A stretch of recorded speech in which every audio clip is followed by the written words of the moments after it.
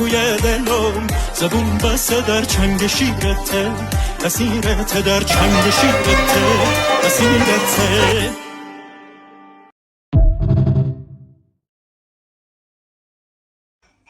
به خدا دل بچگی میخواد، هیچی نمیخواد، زندگی میخواد. به خدا من دنیا رو دیدم، هرچی دویدم هیچی ندیدم. چه کنم بدون این دل من که دلم به خدا بسته آروم میبازم به روزگار، دلم و برم صدام و هوار هوا.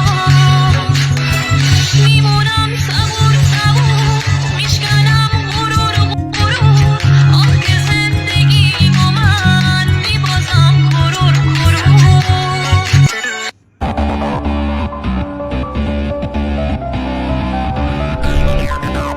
خدایا شعوری در آغوشم بگیر که به هیچ چیز و هیچ کس دیگه ای وابستگی نداشته باشم. خدایا کنارم باش و خودت برام بچین، جوری بچین همه به چشم ببینن که من چه خدای بزرگی دارم. عجیبی هیچ کسی فکر کسی نیست، غم نخور که خبری نیست، قصه این زندگی چیست.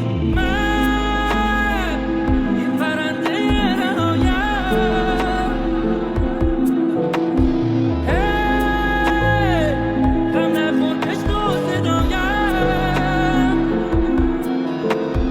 من با خودم حالم خوبه، من تنهایی حالم که خوبه.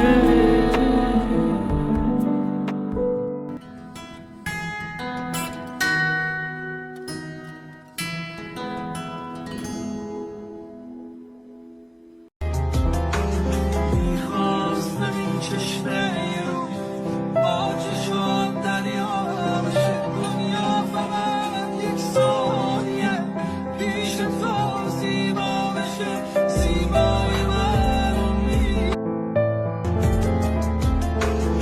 میخواستم این چشمه رو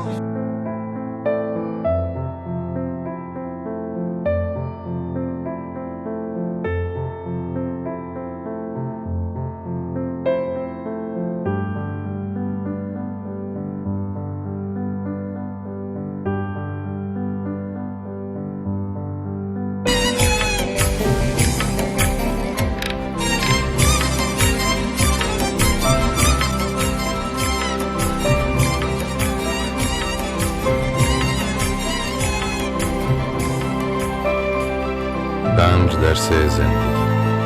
1. قبول کن گذشته ها گذشته. 2. مسیر زندگی هر کسی با دیگری فرق میکنه. 3. بیش از حد فکر کردن باعث میشه غمگین بشی. 4. مراقب افکارت باش، زندگیت رو میسازن. و 5. زمان بهترین حلال مشکلات.